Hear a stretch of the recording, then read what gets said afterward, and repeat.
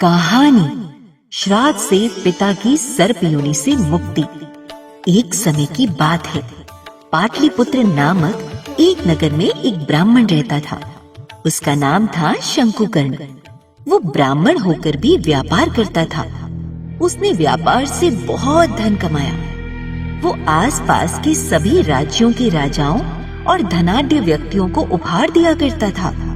उसने इतना धन इकट्ठा कर लिया कि अपने घर के बगीचे में कहीं गुप्त रूप से करोड़ों की संख्या में हीरे, मोती और स्वर्ण गाड़ रखा था।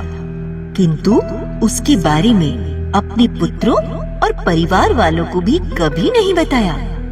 उसने 3 विवाह किए, खूब बड़ा परिवार बनाया और सभी पुत्रों को व्यापार में लगा दिया। किंतु न तो कभी पितरों का श्राद्ध तर्पण किया और न देवताओं का पूजन किया। बस दिन रात व्यापार से धन कमाना और अपनी वासना की पूर्ति करना, यही उसके जीवन का उद्देश्य बन गया था। एक दिन उसने निश्चय किया कि वो एक और विवाह करेगा। उस शंकुकर्ण ने अपना चौथा विवाह करने के लिए पुत्रों और बंधुओं के साथ यात्रा की। पहले के जमाने में बैलगाड़ियों और रथों से यात्रा होती थी और दूसरे राज्य में पहुंचने के लिए कई दिन लग जाते थे। मार्ग में आधी रात के समय जब वो सो रहा था, तब एक सांप ने कहीं से आकर उसकी बाह में काट लिया।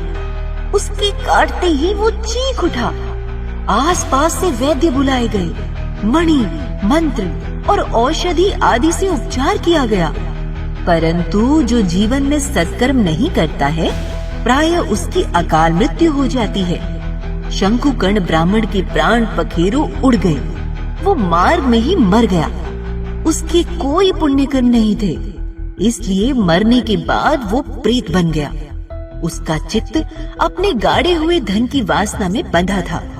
उसने सोचा, मैंने करोड़ की संख्या में जो अपना धन गाड़ रखा है, वो किसी को नहीं दूंगा और स्वयं ही उसकी रक्षा करूंगा। वो वहीं प्रेत योनि में अपने गड़े हुए धन की रक्षा करने लगा। कई वर्षों बाद उसकी प्रेत योनि समाप्त हुई। तब वो सर्प योनि में उत्पन्न हुआ, लेकिन सांप बनकर भी वो उसी स्थान पर बांबी बनाकर रहने लगा जहाँ उसने अपना धन गाड़ रखा था। सांप की योनि में वो सर्दी, गर्मी, वर्षा के थपेड़े सहन करता और दुख पाता। एक दिन वो दुखी होकर ईश्वर से मुक्ति की प्रार्थना करने लगा।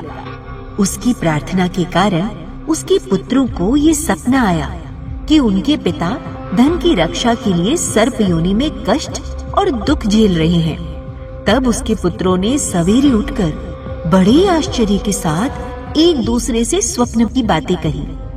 तब एक पुत्र कुदाल हाथ में लिए घर से निकला और बगीचे में चिन्हों से बांबी को ढूंढ लिया और खोदना आरंभ किया। तब उस बांबी से बड़ा भयानक सांप निकला और बोला, ओ मूढ़, तू कौन है? किस लिए आया है? यह बिल क्यों खोद रहा है? मैं आपका पुत्र हूँ। मैंने रात्रि में स्वप्न देखा तो कौतूहल से यहाँ का स्वर्ण लेने के लिए आया हूँ। पुत्र की ये वाणी सुनकर वो सांप हंसता हुआ बोला, यदि तू मेरा पुत्र है तो मुझे शीघ्र ही बंधन से मुक्त कर। मैं अपने पूर्व जन्म के गड़े हुए धन के लिए ही सर्प योनि में उत्पन्न हुआ हूँ। पिताजी, आपकी मुक्ति कैसे होगी? इसका उपाय मुझे बताइए। बेटा, विधि पूर्वक मेरा श्राद्ध करो। मेरे श्राद्ध के दिन गीता के 7वें अध्याय का पाठ कराओ। वेद विद्या में प्रवीण ब्राह्मणों को श्रद्धा पूर्वक भोजन कराओ। इससे मेरी मुक्ति हो जाएगी। तब सभी पुत्रों ने उसकी आज्ञा अनुसार श्राद्ध किया। गीता के 7वें अध्याय का पाठ कराया। ब्राह्मणों को श्रद्धा पूर्वक भोजन कराया। जब विधि पूर्वक श्राद्ध पूरा हुआ, तब शंकुकर्ण ने अपने सर्प शरीर को त्याग दिया। उसे दिव्य देह मिली। उसने सारा धन पुत्रों के अधीन कर दिया और स्वयं विमान में बैठकर स्वर्गलोक को चला गया। उसके पुत्रों को भी श्राद्ध और गीता पाठ के कारण सद्बुद्धि प्राप्त हुई। उन्होंने बावली, कुआं, पोखरा, यज्ञ तथा देव मंदिर के लिए उस धन का उपयोग किया। और अन्नशाला भी बनवाई। फिर वो जीवन भर 7वें अध्याय का सदा जप करते रहे और अंत में मोक्ष प्राप्त किया। बच्चों, ये भगवत गीता के 7वें अध्याय के महात्म्य की कथा है। इसे भगवान शिव जी माता पार्वती को सुनाते हैं।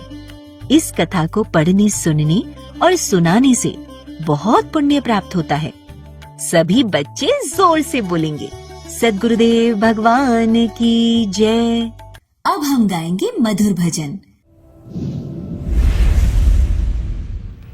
हो मेरी लगी गुरु संग प्रिय, ये दुनिया क्या जाने।